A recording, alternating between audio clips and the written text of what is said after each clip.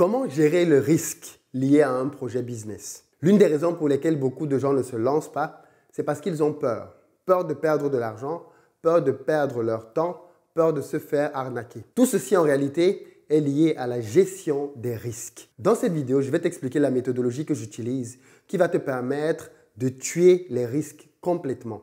Et après avoir compris cette méthodologie-là, je pense que tu seras prêt à lancer tout type de projet parce que tu auras compris là où tu commettais des erreurs avant et surtout comment faire désormais pour y pallier simplement.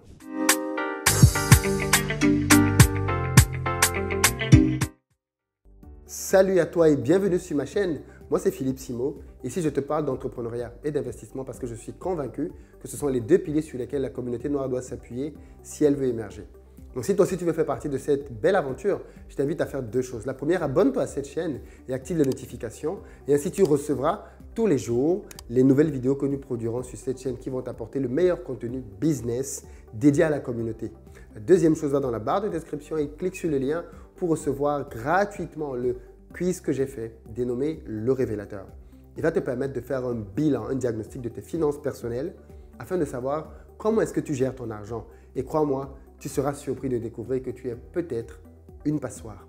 Et puis enfin, pour ceux d'entre vous qui veulent se lancer, qui veulent gérer un projet, qui veulent passer à un autre niveau, augmenter leurs revenus, rendez-vous sur mon site internet investiraupays.com sur lequel vous trouverez une batterie de formations que j'ai faites spécialement pour vous, prêtes à l'emploi, afin de vous permettre de passer à un autre niveau. Alors aujourd'hui, je veux parler des risques. Les risques qui nous bloquent tant. Chacun d'entre nous, à un niveau ou à un autre, est bloqué dans sa vie dans certaines choses parce qu'il a peur. J'ai déjà dit ici, la peur, elle est légitime, la peur, elle est normale. Parce que la peur suppose que l'on a pris conscience du danger. Imaginez quelqu'un qui est au-dessus d'une tour, qui fait 100 étages et qui vient et est prêt à sauter en bas sans aucun parachute. Je suis d'accord avec vous, il est fou. Clairement, la gestion du risque consiste à prendre conscience d'un danger et à agir pour maîtriser ce danger-là. C'est-à-dire que quand je me mets au-dessus de la tour et que je vois en bas et que j'ai peur, c'est une réaction normale. Ça veut dire que c'est normal que tu aies peur de perdre ton argent, c'est normal que tu aies peur de te faire arnaquer, c'est normal que tu aies peur de perdre du temps dans un projet qui ne soit pas efficace, c'est normal que tu aies peur d'une collaboration, c'est normal que tu aies peur d'un investissement. Parce que tu réalises que tu es en train, face à ces situations-là, de potentiellement faire quelque chose qui pourrait être dangereux. Maintenant, quand on est face à un danger, quand on est face à un risque, qu'est-ce qu'il faut donc faire? En réalité, nous avons trois possibilités, comme tu vas le comprendre dans cette vidéo. La première possibilité que tu as face à un risque, c'est de le déléguer. Oui, tu peux décider, quand tu constates que dans ton projet, il y a un risque, de le confier simplement à quelqu'un d'autre, c'est-à-dire d'externaliser cette partie-là. Prenons un cas de figure très simple. Tu décides de te lancer dans une activité d'élevage de poulets, par exemple. Dans le cadre de l'élevage de poulets, tu as besoin de produire de la nourriture pour donner à manger à tes poussins, pour les faire grandir. Alors, face à cela, tu as deux possibilités en réalité. Soit tu fais ton propre champ et donc de ton propre champ, tu tires à manger pour donner à tes bêtes, soit tu décides de déléguer cette partie-là à un fournisseur extérieur qui lui va simplement venir te livrer la nourriture que tu vas directement donner à tes poussins. Dans le cas où tu décides, parce que tu te rends compte que finalement, pour nourrir tes poussins, tu as besoin de grandes superficies de terrain sur lesquelles tu vas planter, par exemple, du maïs et récolter ce maïs-là. Et tu te dis, finalement, si je prends sur moi d'aller faire du maïs et que j'ai un problème pendant la récolte, ça veut dire que je vais hypothéquer beaucoup de temps et certainement perdre beaucoup d'argent pour pouvoir tenir à bien mon élevage. Une des solutions donc pour ne pas avoir à prendre ce risque, parce qu'en fait, mon métier à moi, c'est éleveur. Agriculteur, c'est un autre métier. Si j'ai la compétence, je peux prendre sur moi ce risque-là.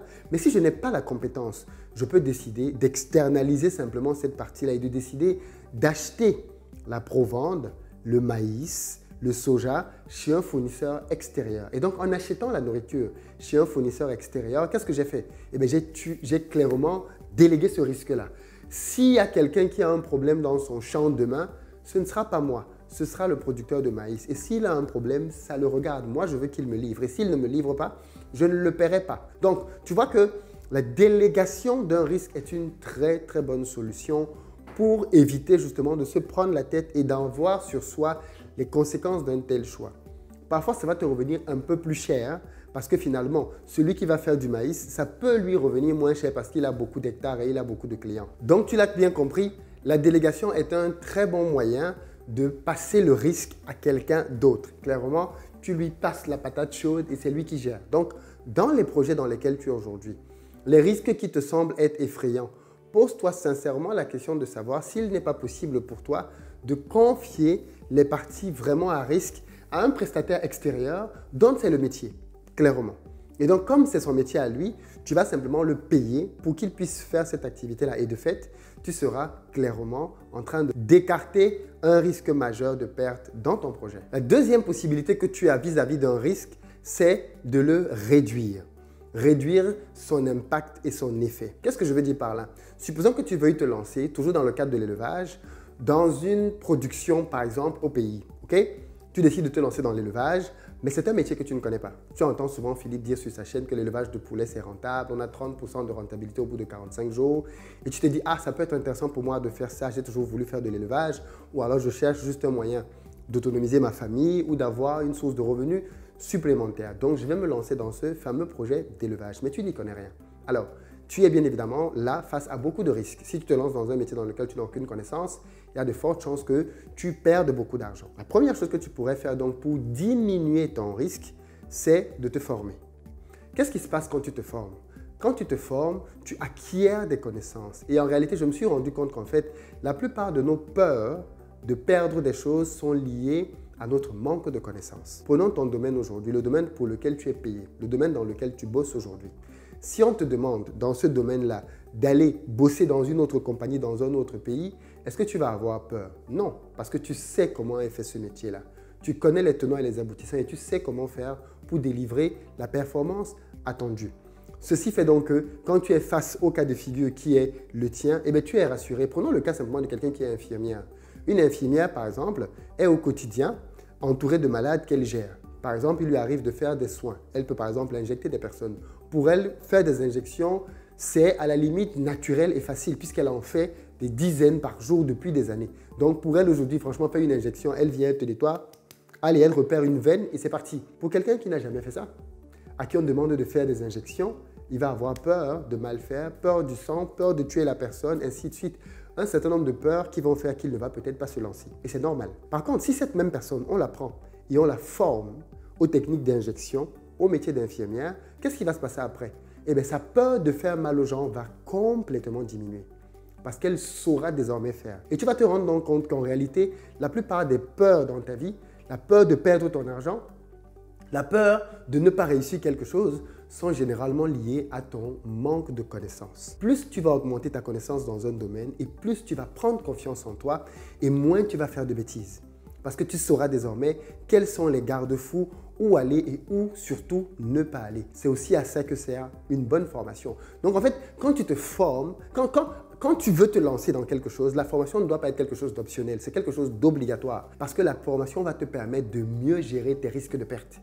Parce que mieux tu connaîtras le domaine, le métier, le secteur, et plus facilement tu pourras maîtriser le risque. Plus facilement tu ne feras pas de bêtises. Plus facilement tu sauras justement où est-ce que tu dois mettre ton argent, quelles sont les étapes pour réaliser le projet. Tu sauras que pour un élevage de poulets, on commence par ceci, ensuite on va vers ça, ainsi de suite.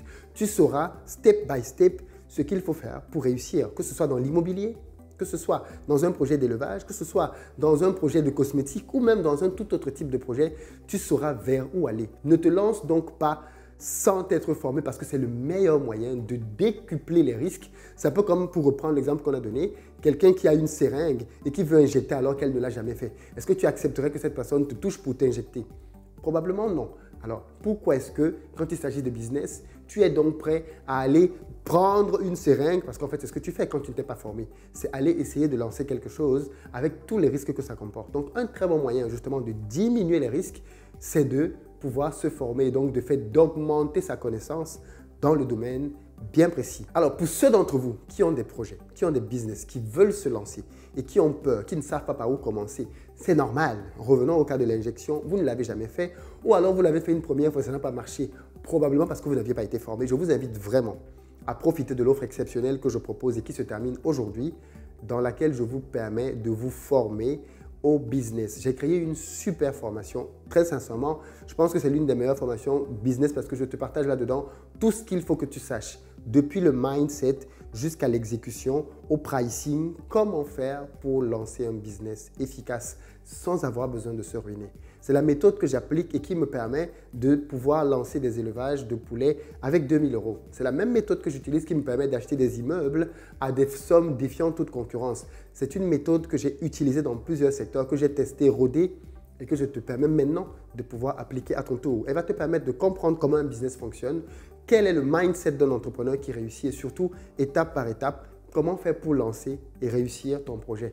Dans la barre de description, tu as le lien. Saisis cette opportunité parce que tu as une grosse promo qui va finir dès ce soir. Et à partir de demain, le tarif normal sera revenu. Et bien évidemment, il sera peut-être trop tard pour toi si tu n'en as pas bénéficié maintenant. Le troisième point, c'est supprimer complètement le risque. Oui, si dans ton projet, tu as un risque et que tu identifies comme étant quelque chose que tu peux supprimer, eh bien, l'un des moyens de le faire, c'est complètement éliminer ça de ton projet. Donnons un exemple. Supposons que dans ton projet initial, tu avais décidé de vendre ton poulet au travers des revendeurs. C'est-à-dire, tu fais ton poulet, au bout d'un certain nombre de jours, tu le vends à des revendeurs, des grossistes qui achètent ton poulet et qui eux-mêmes vont le revendre aux commerçants au marché.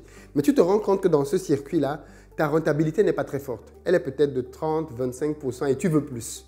Eh bien, tu peux décider que, comme tu veux augmenter ta rentabilité, plutôt que de vendre à des grossistes, tu vas vendre directement toi-même aux fournisseurs en créant tes boutiques de distribution dans le quartier, dans le pays, dans la ville. Et de fait, qu'est-ce que tu fais donc? Tu supprimes complètement l'étape revendeur. Et en supprimant complètement une étape, eh bien, tu as tué le risque. Le risque n'existe plus. Maintenant, tu as un autre risque qui est né avec ta boutique, mais le risque du revendeur est complètement parti. Tu vois donc que quand il s'agit d'un projet, tu peux soit déléguer un risque, soit le diminuer en te formant, soit le supprimer complètement. Ce sont les trois options que tu as pour tous les risques qui existent. Maintenant, l'exercice que je te propose de faire toi à ton niveau, si tu as un projet que tu veux lancer, c'est simplement de faire la liste de tous les risques que tu as là-dedans et de les catégoriser en trois. Les risques les plus importants, les risques vraiment les plus graves, qui si ce risque-là se produit, ton projet est foutu, tu les mets en rouge. Ce sont les risques vraiment très importants. Tu mets les risques en dessous que tu peux gérer, tu les mets en orange. Et puis, les risques qui sont très basiques, très faciles, tu les mets en vert. Comme ça, tu auras trois catégories de risques. Basiques, moyens et très importants. Et ensuite, dans chacune de ces catégories-là maintenant, il faut que tu puisses les mettre dans l'une des trois solutions que l'on a vues. Les risques, quels risques sont dans la catégorie que je peux déléguer, pour lesquels je peux diminuer et enfin, lesquels je peux supprimer. Une fois que tu as fait cet exercice, crois-moi, tu regardes ton projet déjà sous un angle totalement différent. Je te l'ai dit tout à l'heure, forme-toi, forme-toi, forme-toi, avec moi ou ailleurs, mais forme-toi pour diminuer les risques de perte dans ton projet. Et ce n'est qu'ainsi que tu vas aller en réussissant de plus en plus. Je suis devenu un spécialiste justement de la maîtrise des risques et comme je t'ai dit tout à l'heure, je te partage mes méthodes dans une formation que tu peux trouver en barre de description. Pour le reste, je pense que cette vidéo, elle est vraiment importante et elle va permettre à beaucoup de gens, en appliquant la méthodologie et l'exercice que je viens de te donner à la fin, de mieux comprendre et gérer leurs risques. Tu peux donc toi-même te l'appliquer très simplement dès aujourd'hui. Si tu penses qu'elle peut aider quelqu'un d'autre, partage-la massivement et puis dis-moi dans les commentaires quels sont les risques que tu identifies généralement et qui te posent des problèmes. À laquelle des trois solutions que j'ai proposées, tu te sens le plus à même d'être, laquelle des trois solutions tu peux le plus souvent utiliser dans ton propre cas, dans tes business. Merci beaucoup d'avoir suivi la vidéo. Partage-la, rendez-vous dans les commentaires et je te dis à très bientôt.